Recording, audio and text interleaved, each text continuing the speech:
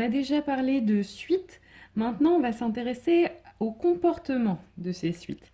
Donc, quand on dit comportement, on peut s'intéresser, quand on a une suite de nombres, à ses variations, dans un premier temps.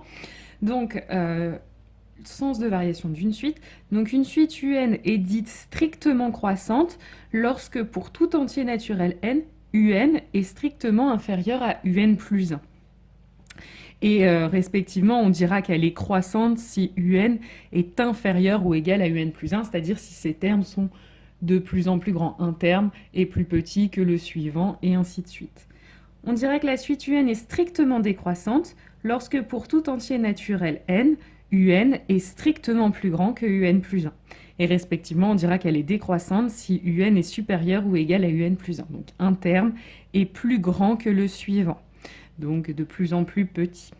Alors maintenant, dans la pratique, comment est-ce qu'on va étudier le sens de variation de suite? Alors, je vous ai mis 3 exemples pour vous illustrer les différentes méthodes qu'on peut utiliser. Alors, première méthode, avec la première suite, donc la suite UN définie pour tout entier naturel non nul n par UN égale 1 sur n. Alors là, vous voyez que c'est une suite qui est définie par une relation explicite, UN est exprimée en fonction de son indice. Dans ces cas-là, on va repasser par une fonction, puisque là, UN, c'est égal à l'image de n par la fonction f, avec la fonction f qui est définie par f de x égale 1 sur x. Et donc, on va s'intéresser plutôt à la fonction. La fonction 1 sur x, vous savez qu'elle est décroissante sur les entiers naturels non nuls. En fait, elle est décroissante pour tous les réels positifs, donc en particulier pour les entiers. Donc la fonction f est strictement décroissante sur l'intervalle 0 exclu plus l'infini. Si vous vous rappelez, la fonction inverse, si on la redessine, elle est comme ça. Donc sur les nombres positifs, elle est bien décroissante. Donc du coup, comme la suite, en fait, comment elle va se représenter? Ça va être, si on la représente graphiquement, en fait, la suite, ça va pas être toute une ligne continue, mais ça va être en tout cas un nuage de points qui se trouve sur cette courbe. Vous voyez que plus on avance dans les indices n, plus UN décroît. Donc, ce qu'on peut dire, c'est que la suite UN est strictement décroissante. Voilà pour la première méthode. Ensuite, on va voir la deuxième suite. Vn de premier terme V0 égale 1 et pour tout entier naturel non nul n. Alors, on n'est même pas obligé de dire non nul. C'est pour tout entier naturel n. Vn plus 1 est égal à Vn plus 4n. Alors, dans ce cas-là, on ne va pas pouvoir utiliser de fonction, puisque là, on n'a pas Vn en fonction de son indice, on a Vn plus 1 en fonction du terme précédent. Donc là, on ne va pas pouvoir utiliser la méthode précédente. Donc il va vraiment falloir revenir à la définition, donc montrer qu'un terme est plus petit ou plus grand que le suivant. Ou alors, ce qu'on peut faire, c'est qu'on va regarder leur différence. Donc, si je fais Vn plus 1 moins Vn, en fait, le principe, c'est que si cette somme est plus grande que 0, eh bien, ça voudra dire que ce terme-là est plus petit que celui-ci. Donc, vous aurez une suite croissante. Si par contre, la différence est inférieure à 0, c'est que ce terme-là est plus petit que celui-ci. Et donc, la suite est décroissante. Donc voilà, on va étudier cette soustraction.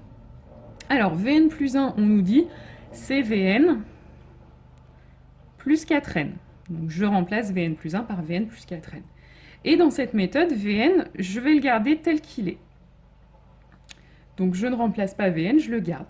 Alors là, une fois qu'on a écrit ça, ce qu'on peut voir, c'est qu'on peut simplifier par Vn. Et donc cette soustraction, va être égale à 4n. 4n, n, on sait que c'est un entier naturel. Les entiers naturels, c'est 0, 1, 2, 3. Donc n, il est positif. Et si je le multiplie par 4, c'est positif aussi. Donc ça va être supérieur ou égal à 0.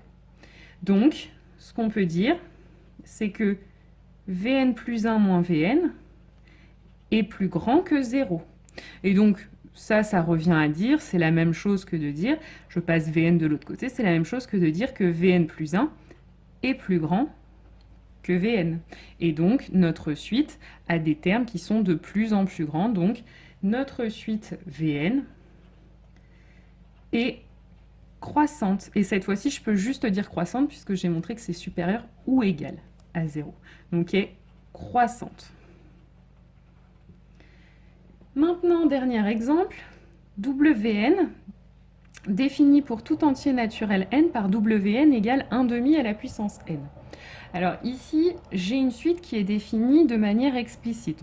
On n'exprime pas un terme en fonction du précédent, on l'exprime en fonction de l'indice. Le problème, c'est que ici, si j'utilise une fonction, la fonction qu'il faudrait utiliser, c'est la fonction f de n égale, enfin f de x, pardon, égale 1 sur 2 à la puissance x. Ce serait ça la fonction associée. Le problème, c'est que cette fonction-là, je ne sais pas étudier ces variations, parce que je vous rappelle, pour étudier des variations, éventuellement, ce qu'on peut faire, c'est dériver, mais une fonction avec une puissance x, on n'a pas vu comment dériver ça. Donc, dans ces cas-là, on ne va pas pouvoir utiliser la méthode de la fonction. Donc, dans ces cas particuliers-là, ou même si c'est exprimé sous la forme d'une suite avec une formule explicite, on va être obligé d'utiliser quand même la deuxième méthode. Donc, on va calculer Wn plus 1 moins Wn. Alors, Wn, on sait ce que c'est. C'est écrit ici, c'est 1/2 à la puissance n. Et Wn plus 1, qu'est-ce que ça va être? Bah, tout simplement, Wn plus 1, je remplace ici le n par un n plus 1, donc je vais faire la même chose de l'autre côté. Donc ça me donne 1/2 à la puissance n plus 1. Ça, c'est Wn plus 1.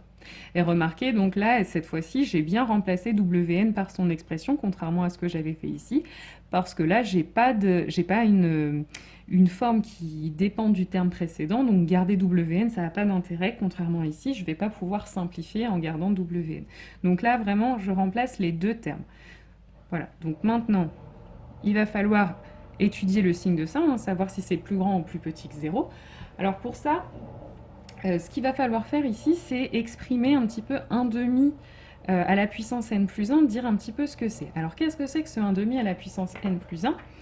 Alors pour vous expliquer, je vais prendre un exemple. Alors, par exemple, quand j'ai 4 au carré, je veux passer à 4 au cube, c'est-à-dire augmenter la puissance de 1.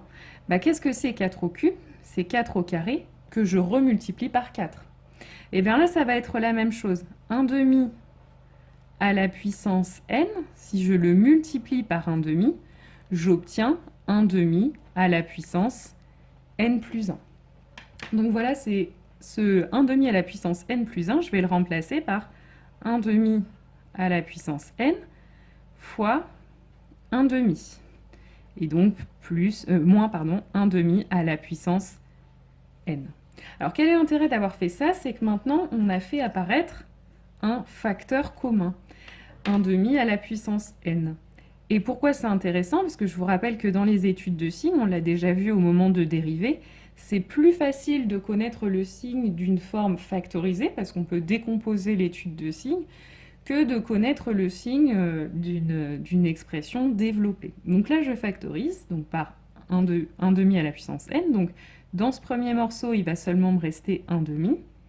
Et dans celui-ci, une fois que j'ai pris le facteur commun, il ne me reste rien. Donc en fait, il reste 1. Et donc, ça me fait 1/2 à la puissance n fois 1/2 moins 1, ça fait moins 1/2. Et donc maintenant, je sais que 1/2 à la puissance n, en nombre positif, vous pouvez le mettre à la puissance que vous voulez, ce sera toujours positif.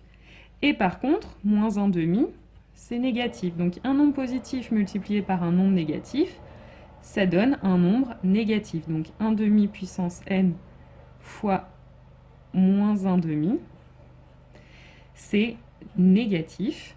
Donc, ça veut dire que Wn plus 1 moins Wn est négatif. Et donc, encore une fois, si je passe mon Wn de l'autre côté, ça veut dire que Wn plus 1 est plus petit que Wn. Donc, un terme sera plus grand que le suivant. Donc, ça veut dire que Wn est strictement décroissante. Voilà. Donc, si on récapitule un petit peu tout ce qu'on vient de voir, quelles sont les méthodes à utiliser? Déjà, ce qu'il faut regarder, c'est est-ce que votre suite est définie de manière explicite ou non? Si elle est définie de manière explicite, on essaye d'utiliser une fonction, de regarder les variations de la fonction associée. Si on ne peut pas, parce qu'on ne sait pas dériver la fonction, on repasse à la méthode Wn plus 1 moins Wn. Si par contre votre suite est exprimée par une relation de récurrence, là vous n'avez pas le choix, il faut faire la méthode Vn plus 1 moins Vn. Donc voilà pour les méthodes qui permettent d'étudier les variations d'une suite.